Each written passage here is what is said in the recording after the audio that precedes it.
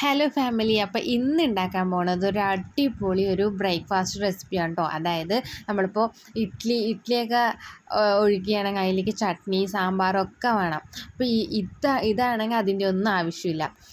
ഈ ഒരു ഐറ്റം മതി കഴിക്കാൻ. അപ്പോൾ അതിനാവശ്യമായത് എന്താണെന്ന് വെച്ച് കഴിഞ്ഞാൽ കട്ട തൈര് എടുക്കുക കേട്ടോ. കട്ട തൈര് പിന്നെ അതിലോട്ട് മുളക് പൊടി ഉപ്പ് ഇട്ടിട്ട് നല്ലപോലെ മിക്സ് ചെയ്തിട്ട് മാറ്റി വയ്ക്കുക. കട്ട തൈര് തന്നെ എടുക്കണേ.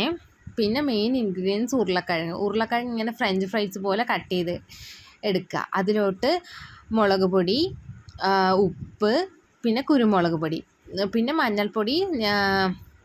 മഞ്ഞൾപ്പൊടിയും ചേർക്കണം. അതിൽ കാണിക്കുന്നില്ല, മഞ്ഞൾപ്പൊടിയും ചേർക്കുക കേട്ടോ. അപ്പോഴാണ് മഞ്ഞ കളർ കിട്ടുള്ളൂ. മഞ്ഞ കളർ കിട്ടാൻ വേണ്ടിയിട്ടാണ് മഞ്ഞൾപ്പൊടിയും ചേർക്കുക. എന്നിട്ട് നല്ലപോലെ മിക്സിയൊക്കെ എടുത്തിട്ട് അതൊരു പാനിൽ വെച്ചിട്ട് ഒന്ന് ഫ്രൈ ചെയ്തെടുക്കണം കേട്ടോ ഉരുളക്കിഴങ്ങ്.